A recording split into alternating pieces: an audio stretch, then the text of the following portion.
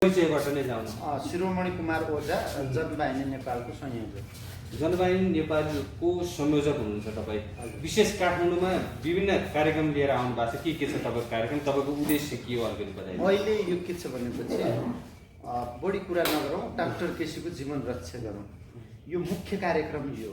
Doctor केसीको माग एउटा आम नेपाली जनताको 2.5 करोड नेपाली जनताको मनमुटु मस्तिष्कसँग जोडिएको, भविष्यसँग जोडिएको र चाहिँ एउटा चाहिँ उज्जवल आर्थिक, सामाजिक, शैक्षिक, सांस्कृतिक विषयवस्तु र चाहिँ शिक्षा, स्वास्थ्य, रोजगार, बिजुली, पानी, सडक सहजै डेलिभरी हुनुपर्छ। लोक कल्याणकारी सरकारले यी चाहिँ के छ विषयवस्तुलाई फलोअप नगरेको हुँदा तत्काल स्वास्थ्य मन्त्रीले केपी शर्मा ओलीले उहाँको चाहिँ जायज मागलाई पुरा गर्ने तर्फ चाहिँ निर्देशित हुनुपर्छ। यदि होइन भनेपछि हामी चाहिँ स्वास्थ्य मन्त्रीलाई चाहिँ कालो मुसो दलेर लखेट्न तयार हुन्छ। कालो मुसो दल्छु भन्नुभएको तपाईँले स्वास्थ्य मन्त्री हो, कालो मुसो दलिन्छ, जुत्ताको माला लगाएर भगाइन्छ। किन भनेपछि यो चाहिँ जनताको विषयवस्तु हो नि। यो कुनै चाहिँ पार्टीगत र गुटगत स्वार्थभन्दा माथि उठेर उहाँ एउटा सन्त हो, नेपाली सोना हो, नेपाली एउटा चाहिँ के छ भनेपछि उहाँ दर्शन हो के, दर्शक हो के, दर्शन। उहाँले दिनुभएको विषयवस्तु कुनै एउटा नियोजित माफियाहरूको घेराबाट या चाहिँ सचिवालय, पोलिट ब्युरो या चाहिँ केन्द्रीय महासमिति, यो कुनै एङ्गल, यो चाहिँ कम्युनिजम, डेमोक्रेसी या चाहिँ उदारवाद, मधेसवाद होइन। उहाँ चाहिँ के छ भनेपछि जुन शिक्षामा माफियाहरूको हस्तक्षेप छ त्यसलाई घटाउनुपर्छ र सशुल्क डेलिभरी हुनुपर्छ।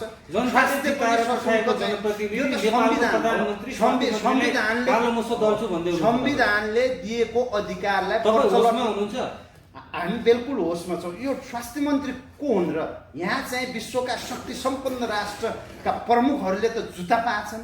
तपाईँलाई थाहा छ रसियाको प्रमुखलाई चाहिँ कसरी चाहिँ ट्रम्प होइन पुटिनलाई कसरी लखेटियो, त्यही चाहिँ ओबामालाई हाने होइन। जनता भनेको एउटा के हो भनेपछि एउटा चाहिँ सदस्य हो कि हामीले आफ्नो अभिभावकलाई कालो मुसो दल्न पाउने अधिकार हुन्छ, यस अर्थमा कि जब हाम्रो जायज माग पुरा हुँदैन। हामी होसमा छौँ बिल्कुल, हामी कुनै जोसमा छैनौँ, कुनै मनोरथीमा छैनौँ, कुनै सेलिब्रिटी यो चाहिँ आफ्नो चाहिँ हाम्रो चाहिँ गर्ने उद्देश्य पनि होइन। हाम्रो डेलिगेसनै लिइँदैन। होम आइसोलेसनको नाममा मरिरहेको चाहिँ उहाँ चाहिँ हेर्नुहोस् त 1900 यो सत्याग्रहसम्म आइपुग्दा सुदूरपश्चिममा एउटा सङ्गठन चलाएर बस्नुभएको व्यक्ति तपाईँ संयोजक। अब चर्चा चाहियो मलाई भनेर पश्चिम होइन, हाम्रो मेरो फेसबुक प्रोफाइलमा हेर्नुहोस्, गतिविधि हेर्नुहोस्। हामी पूर्व मेची देखि पश्चिम महाकाली र पूर्वी पहाडी, कर्णाली भेग लगायतको चाहिँ कालापानीदेखि सबै जिरो ग्राउन्डमा छौँ। यो हावामा उड्ने यी अभियन्ता जस्ता होइन हो क्या। हामी 10 जना यहाँ बसायो माइती घरको, 15 जना यहाँ बसायो, एउटा चाहिँ फेसबुके, टिकटके, युट्युबे होइन। हामी निश्चित रूपमा हामी कोशी ब्यारेज पनि पुगेका छौँ, भण्डाफोड गएका छौँ, एसएसबीको लाठी खाएको छौँ र चाहिँ यो बरघाटभन्दा तल चाहिँ सुस्ता पनि गएका छौँ, जहाँ चाहिँ मुस्लिम नेपाली मुस्लिमको बहादुरले त्यहाँ नेपाली माटो बचिया छ। नेपाल सरकारले त्यहाँ डिफेन्स गर्न सक्दैन र त्यो हामीले यो गरी उजागर गर्दैछौँ। अहिले के गर्दैछौँ, उजागर गर्दैछौँ र चाहिँ सीमा अनुगमन तथा खबरदारी अभियान हामीले चलायौँ। के गर्नुभयो? यो हामीले यो गऱ्यौँ कि 48 ठाउँमा चिन्हित गऱ्यौँ कि यहाँ सरकारको मिलोमतोमा सीमा अतिक्रमण र हस्तक्षेप छ। यसलाई चाहिँ कूटनीतिक रूपले चाहिँ के त समस्या समाधान गर्नुपर्छ भन्ने यस्तै तपाईँहरू जस्तै हाम्रा पत्रकार मित्रहरू बिचमा र जनताको प्रत्यक्ष उपस्थितिमा स्थानीय बोर्डरका दुखी जुन चाहिँ भारतले जसरी जनसाङ्ख्यिक, भौगोलिक, आर्थिक, सामरिक र चाहिँ यो राजनीतिक हस्तक्षेप छ नि, यो अहिलेको होइन। यो शासकहरूले वास्तविक वस्तुस्थिति हामीहरूलाई बताइदिनुपर्छ। या त यो रखैरहँ हामी भनिदिनु पर्यो, या त हामी स्वतन्त्र, अविभाज्य, अखण्ड नेपालका नागरिक हौँ। यहाँ त के छ भन्नुहुन्छ भनेपछि एउटा रको रोटी खाने र मन्त्रीमण्डल विस्तार गर्ने। कसले खायो रको रोटी? शासकहरूले खान्छ। अहिले केपी शर्मा ओलीले रको रोटी खाएरै आफ्नो प्रधानमन्त्री, त्यो प्रमाण देखिएन। यो अहिले तपाईँको यो पाठ्यक्रमै बाहिर ल्याउनु दिएन त, प्रधानमन्त्री पदमा साटिएन त, त्यो लिएन त। त्यो कस्तो यो मानसिक सन्तुलन छ कि छैन हाम्रो प्रधानमन्त्रीज्यूमा? पहिला सार्वजनिक गर्ने पाठ्यक्रम छपाउने, त्यसपछि ल है हाम्रो अध्यक्ष अधिकार प्रचण्डलाई भो भीमरावलाई मन्त्री 1.5 अरबको चाहिँ ल यो विषालु सर्पको नामलाई झलनाललाई व्यवस्थापन, अनि चाहिँ प्रचण्डलाई एकल अध्यक्ष पद, माधव नेपालको गुटका मन्त्रीहरू सँगसँगै वामदेवलाई राज्यसभा सदस्य हुँदै मन्त्री, खतिवडालाई राजदूत। यहाँ चाहिँ तपाईँको शून्य के हो त यो पार्टी हो, हामी पार्टीले चलाउने देश हो, सचिवालयको यो तिग्रममै गुटगत स्वार्थमै चल्छ है। यहाँको चाहिँ शिक्षा के हो, स्वास्थ्य के हो, खराबी भएर होइन मन्त्रालय छोडिदिनुहोस् न तपाईँ। यहाँ के छ भनेपछि देश अहिले चाहिँ अर्ध औपनिवेशिक रूपले सञ्चालनमा छ के। टोटल एसपी र सिडिओहरू गृह मन्त्रालयबाट, गृह मन्त्रालय रबाट हो कि यो कनेक्सन हामी बुझौँ त। यो के हो भने भारतले अहिले वाप्पै चाहँदैन कि यहाँ चाहिँ आधार कार्ड लगायतको रेल दिनु पर्यो, सेवा सुविधा दिनु पर्यो, सेना खटाउनु पर्यो, यो तर्फ होइन कि। यहाँको शासकहरू हाम्रो कठपुतली छँदैछ, नदी नालाहरू हामीले उपभोग गरेकै छौँ, चाहिँ यहाँको चाहिँ सांस्कृतिक सम्पदाहरू लगायतको आर्थिक गतिविधिहरू जो ट्रेड हो चाइनासँगको त्यो पनि नेपालकै भूमिमा खोलिहाल्यो भनेपछि अब किन चाहिँ गर्ने भन्ने किसिमको चाहिँ यो के छ भनेपछि नागरिक तहको आक्रमण हो कि। मधेसमा देख्नु भएन, कम्तीमा 50 लाख फर्जी नागरिक छन् जसले नेपाल सरकारलाई 1 रुपियाँको चाहिँ यो आफ्नो मनपरी किसिमले चाहिँ पत्रकारहरूलाई 2-2 लाखको विज्ञापन दिने, सही किसिमको तटस्थ रहने पत्रकारलाई 5000 को पनि विज्ञापन पाएको छैन, बिना माग फारम, बिना चाहिँ जो चाहिँ नेगोसिएसन। यस अर्थमा देश कहाँतर्फ गइरहेको छ कि आयातमुखी छौँ हामी भन्नाले शासकको दिशानिर्देशै त्यो छ कि आयातमुखी भयौँ, निर्यातमुखी भएनौँ।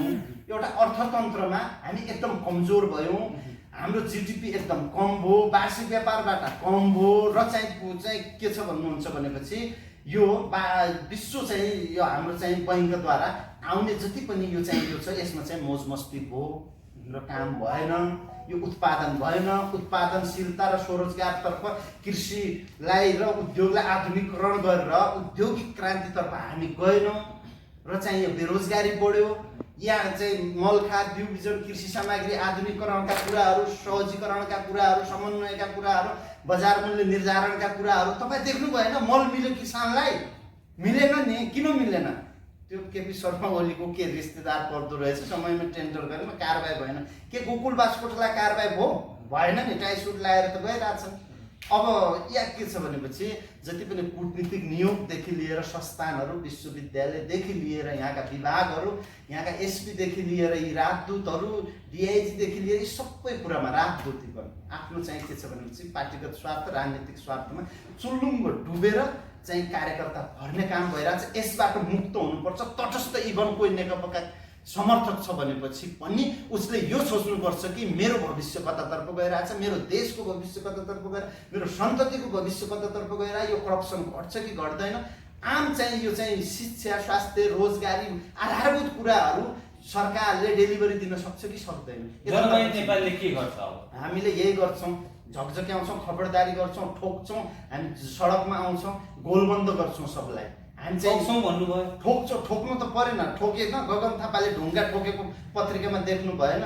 यो झापा विद्रोह 28 सालमा बाँसको भाला यस्तो पेटमा जिमदार केपी शर्मा ओलीले घुसाएको होइन, पछि भगौडा पनि घोषित हुनुभयो उहाँ। के प्रचण्डले नियोजित रूपमा चाहिँ 10 वर्ष जनयुद्ध सञ्चालन गरे होइनन् र के त्यो एउटा प्लान थियो? के त्यो 40 सूत्रीय माग जुन बाबुराम भट्टराईले राखे त्यसमध्ये एक बुँदा पनि पुरा भयो? चाहिँ समग्र डाक्टर केसीको माग लगायत समग्र विषयवस्तु यहाँले उठाउनु भयो, त्यसकै विरोधमा चाहिँ अब यिनीहरूलाई ठोक्नुपर्छ, नेताहरूलाई ठोक्नुपर्छ भनेर नेताहरूलाई होइन कि यो सुन्नुहोस् के, मेरो भिजन सुन्नुहोस्। पहिला हामीले के हो भनेपछि कुनै व्यक्ति विशेषलाई लक्षित गरे होइन कि हामीले शासनतन्त्र सुन्नुहोस्, व्यवस्था परिवर्तन हुँदै गए, अवस्था ज्यूका त्यौँ। पञ्चायत कालमा पो सस्तो थियो, चाहिँ सहज थियो, सबै चाहिँ जनजीवन सुरक्षित थियो र चाहिँ विकास एउटा गाविसमा 10-8 लाख हुन्थ्यो र केही देखिन्थ्यो। अहिले त एउटै नगरपालिकाको 2 अरबसम्म 1.5 अरबसम्म छ, गाउँपालिकाकै छ भनेपछि विकासमा त यो त भागबन्डा लाग्न थाल्यो। मेयरको आफ्नो कोटा, उपमेयरको आफ्नो, लेखा अधिकृतको आफ्नो, प्रशासकीय अधिकृतको आफ्नो, एमएलएको आफ्नो, एमपीको आफ्नो, जनताको के त सबैको भाग लाग्नुपर्ने होइन? भाग भन्नाले त्यो विकासको भाग के उपभोगको भाग लाग्नुपर्ने होइन? त्यो ट्रेन्डलाई घटाउनु पर्छ। जसरी एउटा डिसम्बरलाई त्यो सम्भव छ निश्चित। कसरी छ बताइए? यो के छ भनेपछि पहिला त यो के छ भनेपछि मनोवृत्ति नै, चिन्तन नै परिवर्तन हुनु पर्यो। चिन्तन हुनलाई कुनै एउटा दल खोलेर अगाडि बढेर हुँदैन। कङ्ग्रेसले प्रजातान्त्रिक विचारधारा भएका चाहिँ एउटा चाहिँ व्यक्तिहरूले त्यो भित्र नै एक किसिमको चाहिँ आफ्नो चाहिँ स्पष्टता ल्याउनु पर्यो र र चाहिँ यो कम्युनिजम विचारधाराले अनि कतिपय त अहिले भन्न थाले नि अब यो 100औं छोटे राजा भन्दा एउटा राजा भयो नि हुन्थ्यो भन्न पनि थाले। अर्को कुरा भन्छु है, यो प्रत्यक्ष निर्वाचित प्रधानमन्त्री या राष्ट्रपति हुनुपर्छ र यो संघीयता पनि हामीलाई मान्ने छैन, यो बीचको यो प्रदेशको है, यो चाहिँ हामीले फरकै स्थानीय र सङ्घ हुनुपर्छ। यो किसिमको प्रदेशमा यो चाहिँ यो एकदमै चाहिँ जसरी चाहिँ यो दोहन भइरहेछ नि अर्थतन्त्रको, त्यो चाहिँ घट्नुपर्छ। र अब अहिलेका यी जो केसीज्यूले उठाउनु भएको माग त अविलम्ब रूपले पुरा गर्नु नै पर्छ। यसमा देशमै आगो लाग्छ यदि उहाँको एउटा जीव ज्यानमाथि केही भयो भने। यो कहीँ कतै चाहिँ सरकार ढलाउने नियतिले होइन कि, देउपा सरकारमा पनि उहाँको अनुसन्धानमा आबद्ध व्यक्तिहरू हाम्रो हजारौं छन्। अब चाहिँ यो 27 सदस्यीय केन्द्रीय कमिटी छ, प्रदेश कमिटीहरू छन्, त्यो किसिमले अगाडि बढाएको छ। अब नेपाली जनताको बीचमा वास्तविक कुरोहरूलाई लिएर हामीले भण्डाफोड गरेका छौँ, विकासको कुराहरूलाई पनि बाहिर ल्याएका छौँ। जुन कोरोना भ्रष्टाचार हो, यो तिलोत्तमा नगरपालिकादेखि लिएर हामी तपाईँको चाहिँ यो सुर्खेत उपमहानगरपालिकादेखि लिएर भरतपुर महानगरपालिकादेखि लिएर सबै ठाउँ पुगेका छौँ, वस्तुस्थिति बुझेका छौँ, भ्रष्टाचारले चुल्लुममा डुबेका छन्। अन्य शीर्षकमै 50 लाख खर्च भएको पनि मैले देखेँ, अन्य र विविध, जो चाहिँ अहिले सार्वजनिक गरे। एउटा चाहिँ ओसार पोसारको नाममा तपाईँलाई थाहा छ 90 लाखसम्म खर्च छ, तर मान्छे बेङ्गलोर दिल्ली गोवाबाट हिँडेर पनि घर आएको छ। ओसार पोसार भए यहाँ कहीँ देख्नुभयो कि तेल खर्चमा? तर त्यस किसिमको यो चाहिँ यो भ्रष्टाचारको कुराहरू सामान्य हो। पर्याप्त छ भनेर एउटा प्रश्न तपाईँलाई, जस्तो अभियन्ताहरू यहाँ धेरै आउँछन्, च्याउसरी अभियन्ता, सुघोषित अभियन्ता, तपाईँ पनि अभियन्ता बनेर आउनु भयो, हामी पहिलेदेखि काम गर्नु वर्ष पहिला एकदमै हाम्रो उपत्यकामा पहिलोचोटि छिर्या हो हैन, पहिलोचोटि छिर्या। जनतामा भ्रम छ नि अनि एउटा उपलब्धि दिन नसक्ने अभियन्ता भनेर कसरी विश्वास गर्ने? यी अभियन्ताहरू हावा र चाहिँ आफ्नो चाहिँ यो चाहिँ फेसबुकी अभियन्ता पनि छन्, मैले देखेँ 10-8 झुन्ड। हिजो मैले त्यो माइती घर मण्डलामै देखेँ, यो प्रवृत्ति हुनु थिएन। 4वटा माइक थियो, एउटाको आवाज अर्कोसँग बाँचिरहेको थियो, 10 जना ज्ञानेन्द्र साईले राख्ने, 10 जना यो चाहिँ उसले राख्ने, पुण्य गौतम दगुर्ने। यो हो र यो कहाँबाट परिचालित हुन्? यिनीहरूले एक बिन्दुमा आउनु पर्यो कि परेन? म त च्यालेन्ज दिन्छु ज्ञानेन्द्र साईलाई पनि, तपाईँ के हो भने तपाईँहरू पहिला चाहिँ के छ भने चाहिँ आफै एउटा मिल्ने तर्फ दिशा निर्देशित हुनुहोस् हैन। एउटा एजेन्डा जुन चाहिँ राष्ट्र विकासको उठाउनु भएको छ, त्यसलाई चाहिँ एउटा चाहिँ फ्युजन गरेर समग्र चाहिँ शक्ति, यहाँ त म त के पनि भन्छु भने यो कांग्रेस र चाहिँ उदारवादी शक्तिहरू सबैले अहिले आएर यो चाहिँ मौजुदा ठुला किसिमका के नीतिगत, जसरी सुनकाण्ड बाहिर आएन हैन, तपाईको व्हाइट बडी प्रकरण पनि त्यही छ, जिउका त्यही छ। अब चाहिँ लेखा समिति, दोस्रो कुरो यो ललिता निवासमा विष्णु पौडेललाई महासचिवलाई चाहिँ डिफेन्स दिएको र त्यहाँ पनि देखिसक्नुभयो हैन। निर्मला काण्ड कहाँ छ? त्यहाँ त्यो निर्मला काण्डमा त म लगभग दर्जनै चोटि गएको छु, आफ्नै जिल्ला हो हैन। त्यही ब्यारेकको 1 किलोमिटर तल हो, त्यहाँ हेर्नुहोस् त त्यो नालानिर त्यस्तो स्थिति छ। त्यो छानबिनै छैन, त्यो के होस् सस्पेन्स छ। म त भन्छु कुनै एउटा सेवामा फर्किसक्यो यो किसिमको छ क्या। यो गोविन्द गौतम काण्ड, बिना मगर क्षेत्र जुन प्रचण्ड कि बुहारीको क्षेत्रमा प्यारा ताल पर्छ, जहाँ हजारौं बिघा अहिले पनि अतिक्रमण छ, जङ्गे पिल्लर जङ्गलभित्र छ, त्यहाँ मन्त्रीले पनि छिर्न पाउँदैन, सिडिओले पनि कसैले। हामी गयौँ, स्पोर्टमा गयौँ, त्यहाँ चाहिँ जहाँ अतिक्रमित क्षेत्र हो त्यहाँ चाहिँ कार्यक्रम गऱ्यौँ र बुझ्यौँ। त्यहाँको स्थानीय भिडियो हेर्न सकिन्छ, जान्नु होला, शिरोमणि ओझा मेरो नाम, तल सबै लाइभहरू छ। जति ठाउँ पुग्यौँ, 48 ठाउँलाई हामीले चिन्हितै गरेका छौँ, लिखित रूपमा र फेसबुक लाइभ मार्फत, पेज मार्फत। त्यस किसिमले यी ठाउँहरूलाई चाहिँ सुरक्षा गर्नै पर्छ क्या, यो नगरी हुँदैन। यो चाहिँ आम चाहिँ शासकहरूको जिम्मेवारी हो, चाहे कम्युनिजम खेमाकाउँ, चाहे डेमोक्रेटिक खेमाकाउँ, चाहे अभियन्ता। दोस्रो कुरो, यो कोरोना भ्रष्टाचारलाई चाहिँ सतहमा ल्याउनै पर्छ, यदि अहिले ल्याइएन भने इतिहासमा ल्याए। तेस्रो कुरो, यो नीतिगत ठुला किसिमका छन् नि भ्रष्टाचारहरू, यी जो मैले एक गरेर गिनाएँ, यी पनि ल्याउनु पर्छ। र चाहिँ अब नियुक्ति, अब खरिद प्रकरण, स्वास्थ्य यो निर्मला काण्ड, यी यावत त कति छन् दर्जनौं दिनानुदिन चाहिँ अब घटना। जनवाहिनी नेपालले यी सबै कुराहरूलाई भण्डाफोड गर्छ, भण्डाफोड गर्नुपर्छ, सूचित जनतालाई गराउनुपर्छ। पार्टीगत स्वार्थभन्दा माथि उठ्नै पर्छ, हामीले विकल्प छैन। पार्टीगत स्वार्थभन्दा माथि उठेर राष्ट्रको स्वार्थमा अगाडि। अन्तिममा पनि छौँ हामी कुराकानीको, फेरि पछि पनि कुराकानी गरौँ न। अहिले यतिखेर आम सर्वसाधारण जनतालाई केही भन्न चाहनुहुन्छ? आम सर्वसाधारणलाई म के भन्छु भनेपछि, हाम्रो राष्ट्र एउटा चाहिँ विशाल राष्ट्र हो। यो चाहिँ यो हेर्नुहोस्, पुर्खाहरूको पृथ्वीनारायण शाहको अथक प्रयासले, पूर्व टिस्टादेखि पश्चिम सतलजासम्मको भूभाग हो।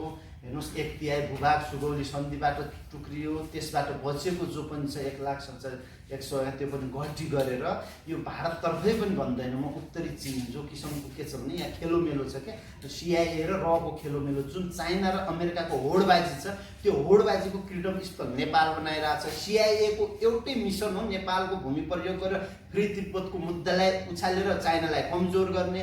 भारतको पनि त्यही उद्देश्य हो चाहिँ CIA सँग मिल्ने। त्यो भूमिमा यहाँ चाहिँ यो उपत्यकामा यो चाहिँ खेलोमेलो भइरहेछ। CIA ले देख्नु भएन दरबार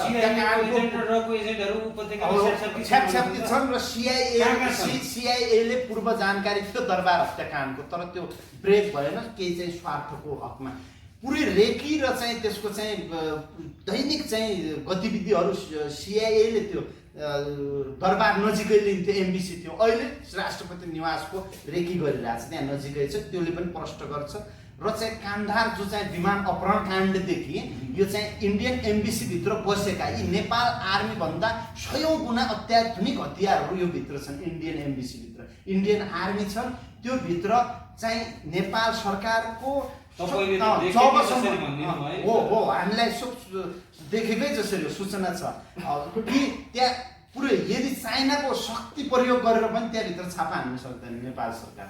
हेर्नुहोस् हजारौं रोपनी जमिनभित्र त्यो इन्डियन MBC छ, त्यहाँ नेपाल सरकारले चाहँदैमा, मन्त्रीमण्डलले निर्णय गर्दैमा, नेपाली सेनाले घेर्दैमा हुनेवाला केही छैन।